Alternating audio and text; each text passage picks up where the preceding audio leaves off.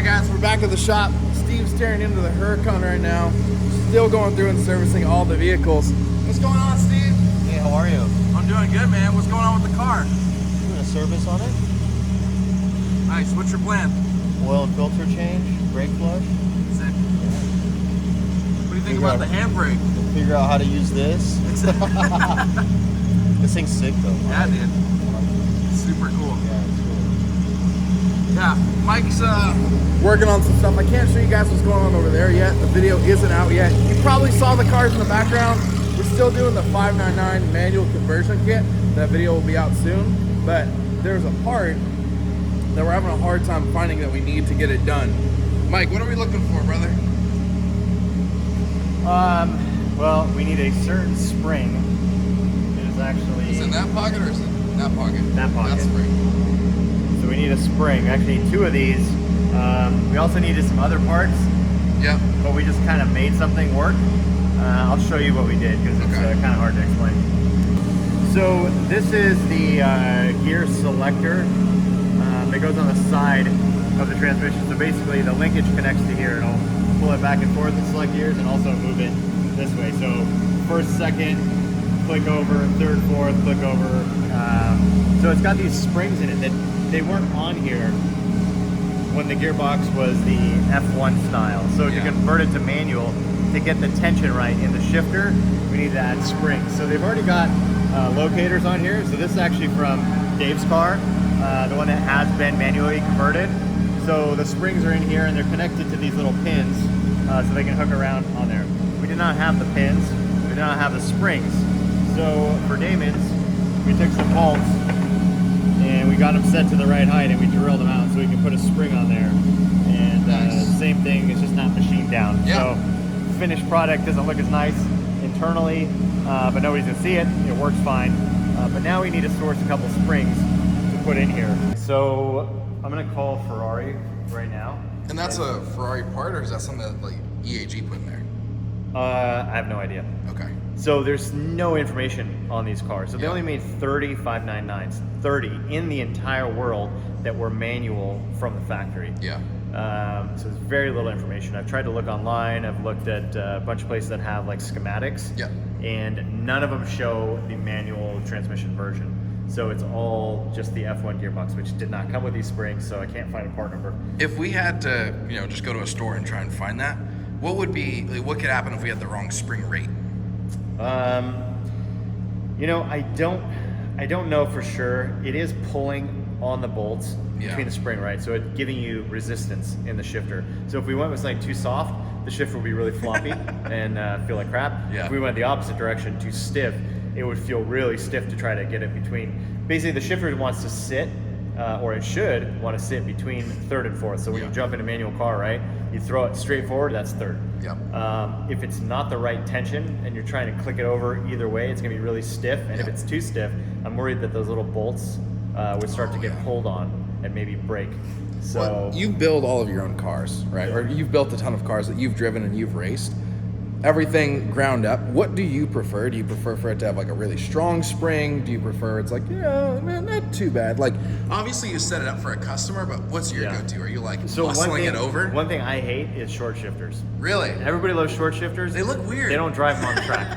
It's so like clicky and notchy, it's hard to tell what gear you're in. So I'm totally fine with a longer throw that you can know which gear you're in. Plus it looks cool, right? Yeah, you're moving around a little more. I don't know, it's just easier when you're flying around a corner and you're under the brakes, right? And you're like, your clutch is in, your brakes on, you're blipping the throttle. You don't need to worry about, is that third or is that first? Like, am I gonna blow the engine right now or am I in the right gear? You just want to race. Yeah, so I like a fairly stiff centered section so you know when you let go of the shifter, it's gonna want to return to neutral, but not overly stiff where you're really cranking it over either way to get it to work. So actually the feel is really good with these springs, I think. Feels natural, feels like it should. So getting something that's exactly like this would be ideal. But let's see, I'll call the dealer right now. Yeah, let's call Ferrari, see if they have this part. If they don't, not really sure what we're gonna do. Yeah, can I have the parts department, please? Thank you. Just getting some parts for my manual 599. Everyone's got them. Ferrari and auxiliary parts. Give us 1 minute, please. Yes, sir. Thank you. Thank you. Start the clock. Timing you now. Let's see what kind of elevator music they have.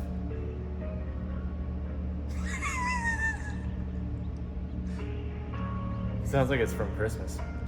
It's very festive. Yeah.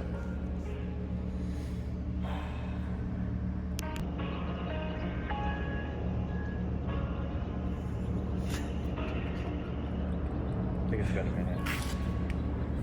Yeah. It's been a minute. It's been a minute. I guess the parts are free. We'll get to you within a minute, or your pizza's free, or your parts. I'll take an engine. How you doing? This is Michael from Daily Driven Exotics. Yes, what's going on, Michael? Hey, so we've got a 599, and I'm looking for a very particular spring that's inside of the transmission, and it only came on the 599s that were manual. Okay.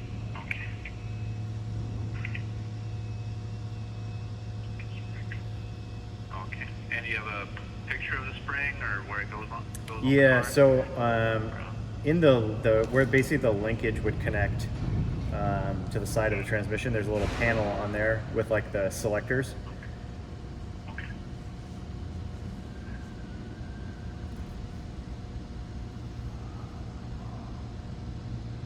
Yeah, and we actually have a manual conversion kit, so I'm not even sure that it's an actual factory part. Let me see. Let me take a look here. Yeah. Is there other springs in the area that are the same, or is it just the one? There's two of them, so it's there's two springs that basically hold the little selectors centered like in the neutral and like the 3/4 gear plane. Yeah. So there's a couple springs that are just like normal barrel springs, and those are like detent springs. But then these ones have like half loops on each end to hook around.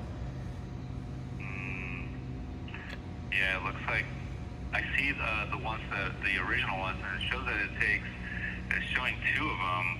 Just like you're saying, I can send you a picture. But those are so just you can like tell which ones are the ones that they offer. Yeah, they're just like a barrel spring that's open, right? That gets squished closed. Yeah. Yeah, these are the Yeah, it looks opposite like ones. it's got like a spacer on one end, Yeah. and then like a little, calling it a ball on the other side. Yep, yeah. So those are the detent springs. So those aren't them. So if it's not in that view, Yeah, I can email to you the diagram if you want to see it. okay, yeah, that'd be awesome. What's your email address? Yeah, it's not on the diagram. Yeah, 36 is the detent spring one, so we have those already. So I wonder if this is just a part for their manual conversion that never came in the factory transmission. I'm guessing the factory like gear selector that came in the manual 599s probably had the springs inside of the shifter itself. So Yeah, but it would, if there was anything offered for it, it would list it here as an option. Yep. Like these as an option for those that got converted or something like that. got it. Okay. But yeah, there's no notes on there. Okay, cool. Well, thank you for checking. Appreciate it. Yeah, you're welcome. All right, Here man. we go. All right, take care. No luck.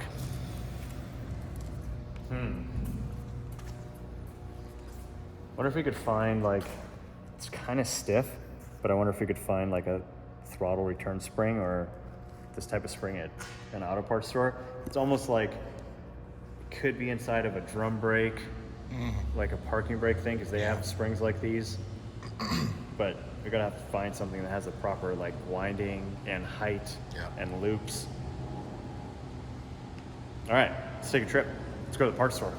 All right, let's see what we got around here. Now I'm looking for an auto parts store that's not a normal like chain store. Yeah. How about Amigos? I like it. I feel like Amigos auto parts probably would have throttle return springs. For sure. They're Makes friends. sense. They're Amigos. We have arrived at Amigos Auto Parts. It's actually right around the corner. Little street parking over here. Hope we don't get hit. Probably the van will The look the van will same. get. Yeah, exactly. So you still have the spring, right? You haven't lost it? Yes. Okay, good. And no luck. Well, we struck out at Amigos. They were helpful. They did have some springs, just not the right one. Next time, I think maybe we'll go to Home Depot. Think so? Sometimes like They got they some have random those, stuff. yeah, like all the random bolts and hardware Yeah. bins. It's worth a shot. All right, Mike, so what's the plan? Well, the most important thing is we need lunch. Everybody's hungry, and in the Home Depot parking lot, there's an In-N-Out. The line is crazy long, like Oh, yeah. you know, usual. In-N-Out's decent. I don't know, it's not the most amazing. 10 out of 10. It's yeah, it's all right. So we're gonna order some burgers because it's gonna take probably 10 minutes for them to make them. Yep. Then we're gonna go to Home Depot, come back over here, pick up our burgers, get our springs, go back to the shop, install the transmissions, Boom. get both the 599s running. Getting ahead of myself. So let's go get some burgers. All that for 2 o'clock. That's it. All right, well, hopefully they have it, and hopefully we can find it pretty quick, because you don't really like In-N-Out, and I bet you don't like In-N-Out cold. No. So let's get this done. All right, we'll have to find that nut and bolt aisle and go to the boxes because I have a feeling like that's where they would be if they had them. Hopefully I'm right. If you were a spring, where would you be? Yeah, exactly. In this massive building. Like, I put in a call. Who'd you call? I called my buddy who works at Home Depot down the street. And they have this, but I don't know if that's the right size. So we might have to measure what we have. No, yeah, that's why. Yeah, get a little like you got some nice springs here, some little door stoppers. That'll work. But yeah, where's the aisle with the nuts and bolts? Maybe it's one over. This said hardware. I don't see much hardware. Not a whole lot of hardware in here. We found some springs, Found some springs. but The it doesn't assortment. look like they're really what we need. No, I don't think so. All of the pull type springs are really, really narrow, like tight windings. Yeah. Small wire, so they're not going to be that stiff. Yeah, I don't think there's anything in here that's going to work. Yes. All right. Oh, Mike, you see that stingray over there? Dude, Blending in with the carts? did you see the color though? It's Home Depot orange. It is Home Depot. Maybe that's got the the what's owner. like little company vehicle. That's how you get your parts delivered. That's like the like Delta has the GT3 RS. I think it's a and some other- 918. Yeah. So that's the Home Depot version. Yeah, Honda Jet gives you like a little, you get like an NSX sometimes, or you get an Integra. Yeah, Yeah, pretty cool. that's pretty cool. NSXs aren't bad. What does Air Canada have? Huh? Huh? Nothing. Well, unfortunately, Ferrari can't sell us the parts that we need. So currently, I am looking through a bunch of random stuff. Like, there's stuff for musical instruments, like I don't know, maybe a tin whistle? internally inside of a guitar or something. Maybe for some sort of little like door that flops open, like a mailbox or something with a So spring random. pull. Yeah, it's super random thing. Maybe throttle return spring off something like a go-kart. Oh yeah. Yep. But it has to be the exact right part, which is pretty difficult to find. How hard would it be to get a spring made for something? Like I don't really know what the process would be for that. It's kind of weird. So it's a winding. So Yeah. it's pretty cool actually. The tool that does it. Yeah. So it'll take the wire and like grab the end of it, and then wrap it around a die, like which would be the inside. And then as the tool like finishes it off, I think it pulls the wire, like it has a little thing, it grabs it, pulls the wire sideways and wraps it, and then cuts it off. That's cool. Or it cuts it and wraps it. Or Yeah. so making them is possible, but now you've got this wire that is treated. It's spring. Yeah. So when you wire or when you wind a wire around something, it's malleable enough to wrap around and form that shape, and it's not. You pull it apart, it'll stay apart. Yeah. So then they do some sort of heat treating to get it to basically be a spring. So we don't have the capability to do that. At least I don't think we do. Maybe there's a way to do it. Maybe we can heat it up in an oven, cool it off certain ways, play with it a bunch of times and make a spring. Freeze but it, heat it up. I feel like I'll Up, buy. down, FB. I'll spend like $50 on Amazon and buy a bunch of different springs, and something's gonna work. I mean, there are a lot of springs here, so I'm going through each one and random. looking at the measurements. So that's the music wire one right there. And obviously they're not in front of us, so some of them you're like, oh, that's for a trampoline. Like it looks like it's the right one. Yeah, exactly. But you have But to be yeah, pretty looking at the careful. size. So that's a 50 millimeter by a 0.3 by 3. That's too small. Length. Let's check this length again. Just these people have a lot of different sizes. And going back and forth between, is it a standard or is it a metric spring? They're both measuring like 3/8 or 10 millimeters, which makes sense. So it's about a 40 millimeter length spring. Here's a 40 millimeter length. Let's see what the other dimensions on here. Wire diameter is, oh, since it's 10 pieces, they're all different. Outer diameter, but the outer diameter, the biggest one that goes to is 6, and this is a 10 mil. So that's not gonna work. Mike, have you seen the new compressor yet? No, I'm gonna check it out right now. So it's oh yeah, It's a big boy. big. Yeah, obviously we did get this compressor probably maybe a year ago. Yeah. And it's a good compressor. Yeah. But we got the compressor that would fit inside of the old HQ in that little backroom closet area. So it was sized exactly for that. It was the biggest one I could put back there. But now we got a new one from Benpack that's a bigger horsepower motor and a bigger tank, so more volume. So when we're using all these air tools, we're not gonna like deplete all the air and the thing's just constantly running. So we'll swap that out. And then with this one, I don't know what we're gonna do with it yet. We might sell it. It's too big to put in the trailer. Yeah, that'd be a little big for the trailer. Yeah, a little big for the trailer. All right, so my buddy Dmitry Brutsky is here. He had his trailer and his car over at my shop, and he kind of left it here after Irwindale.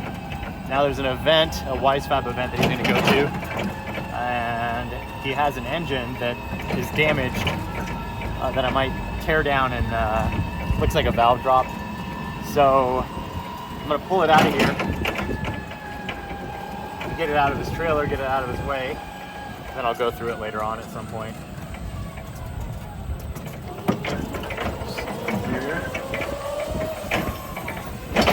Yeah, no way to slide it. And then I should be able to go under more. Okay. Let's see. Well, let's see I if can that works push out. it back probably to have it. Oh yeah, if you can. Well, Do you want to come out? Can we push the motor back, lift it up, and go backwards? Draw that side. This side. What? oh, there you go. Now, can you rotate it sideways the other way? Oh yeah, there we go. That's All right. gonna work. So I can open these forks a little more.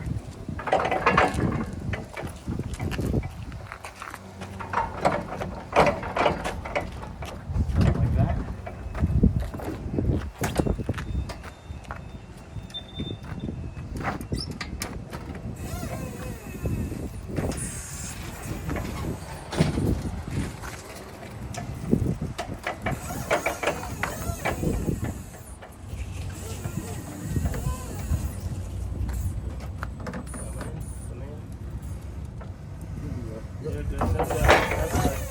Perfect.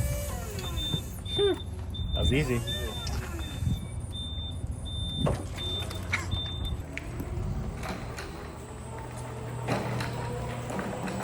And Mike, what engine is this?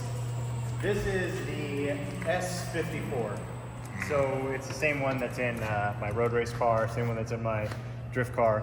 This engine's actually built very similarly to my competition FD car. It's actually, you know what?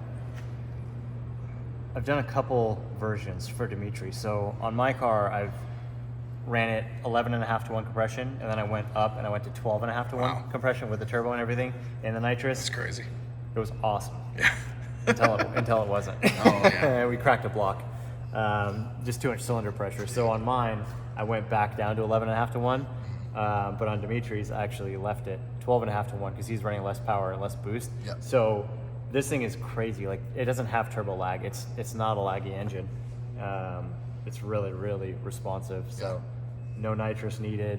Yeah, it's That's awesome. It's rad. Lots of torque, good drivability. It's a good engine. So you guys want to take a quick peek in here and see Dimitri's car. It's the car that I was actually building while I was coming over here to DDE. So this is the last car that I built out of Essa Autosport. Another E46 S54 powered drift car. This one's got 4-speed dog box, like a GSR G-Force. in Pro Spec, they're not allowed to run a sequential, so they can only run an H pattern gearbox. So it's got that. It's got the quick change like my car.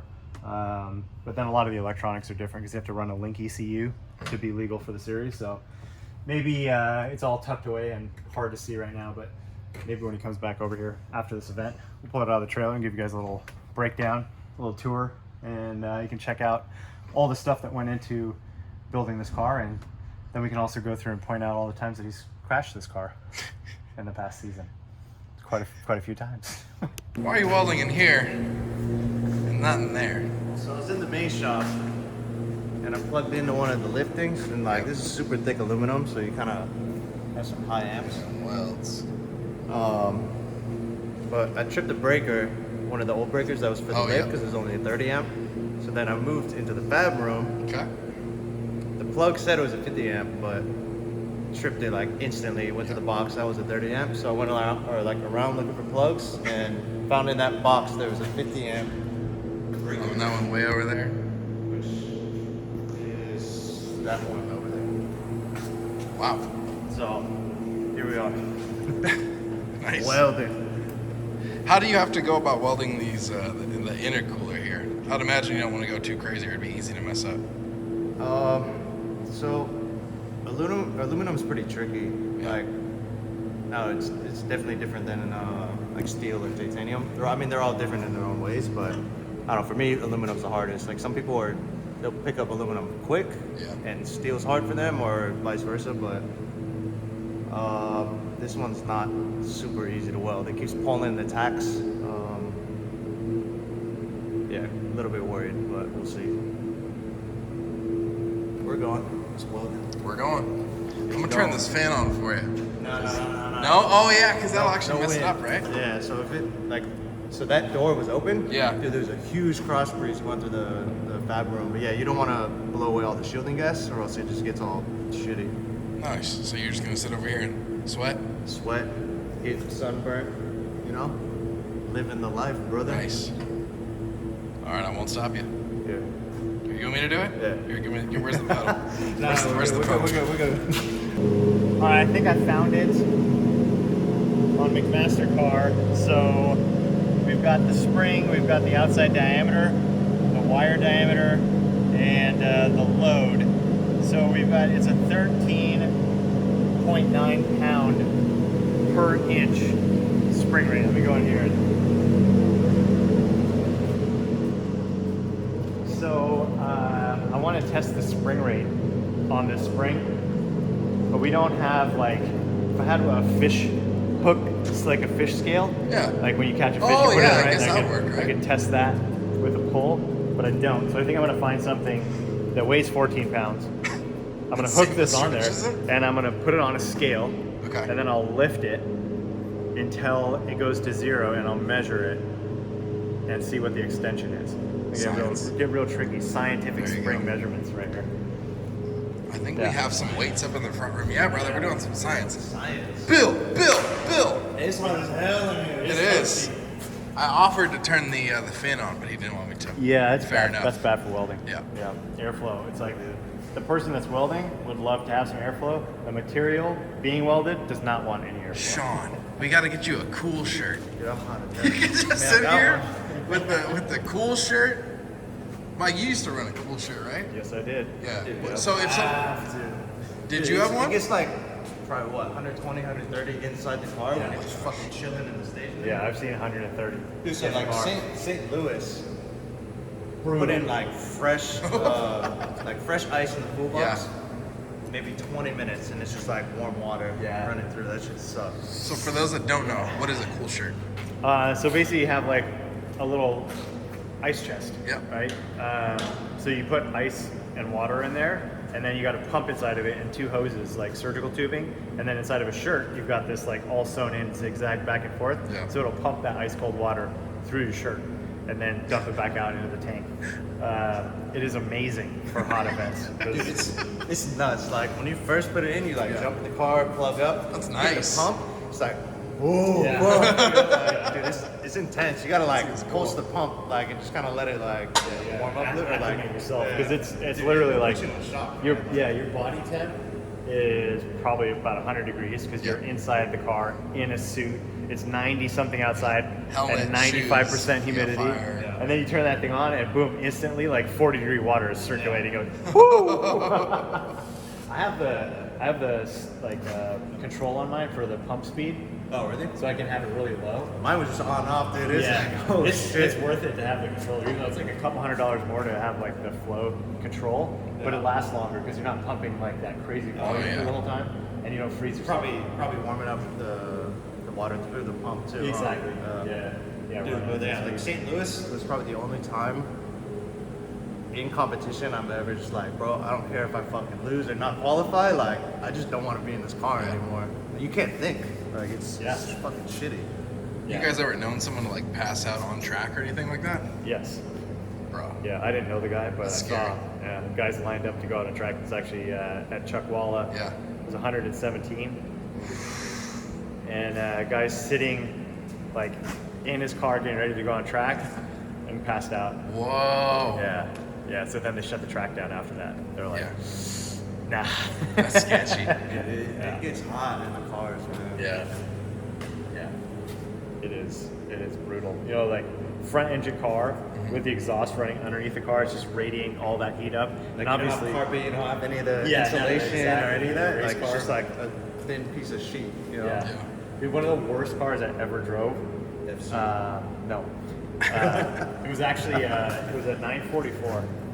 Oh, And, dude, sick. Yeah, but it had an LS swap. It was a road race car. Proper. Headers are like, Right, man. yeah. And they chopped a bunch of stuff out to make everything fit. Yeah. So the floor was like 04, like man. 043 aluminum skin or something with nothing. Like my foot was melting to the floor. Dude, that was my FC. Like I didn't have like any interior or anything, and you know it just fucking runs right there. Yeah. Dude, my shoes, like all my shoes were melted. They're all like, melted, right yeah. here. Yeah, rotary problems. But dude, this was for an endurance race, so I had to drive an endurance race. It had no water, no cool suit, no like air blowers or anything. And we were at Thunder Hill, like where they do the 25-hour race. Oh, yeah. But we were doing a 4-hour endurance race. So I was going to start and do the first 2 hours. It was in June. It was 100 something outside, and dude, it was brutal. I was seeing stars. I was seeing red and seeing stars as I was driving, and I was like, I only made it like an hour in. I was like, I can't do this. You I'm gonna don't like, want to die. drive anymore. Yeah, like there's nothing enjoyable about it. Yeah. Dude, starting the race, I didn't even want to get in the car. And then I got in the car and I drove for an hour, and I was like, I'm doing this because I signed up to do it. Like, let's Dude, like, go. But mentally- dude, you're Mentally, like straight up, I would have rather just lost in competition and just got the fuck out of the car because, dude, this sucks. Yeah, that's it. You know, that's something I think that a lot of people don't think about when they want to be like, I want to be a pro race car driver. Yeah. There's some good stuff to it, obviously. But there's a lot of stuff like you're in some really sketchy conditions, and you better go out there and you better push 10 tenths every single lap because that team hired you to be a pro driver and drive their car, and you said you were the best. Yeah. And now you're gonna complain about the temperature outside? Like, dude, so I knew a guy who was on a factory Corvette race team. Yeah. And he liked driving, but he was really good. That's right? pretty cool. But he was like, he stopped doing it. He stopped doing it. He had a factory Corvette ride Yeah. at Le Mans and everything, right? He ran 24 hours of Le Mans. And he was like, I'm done. I don't want to do it anymore. Because you're in these conditions where you're like, I'm probably going to die. Yeah. I might die. And you're still just driving, you're still pushing, rain, hail, whatever's going on. Yeah. Like, you and 4 other teammates are all pushing to be like, you know.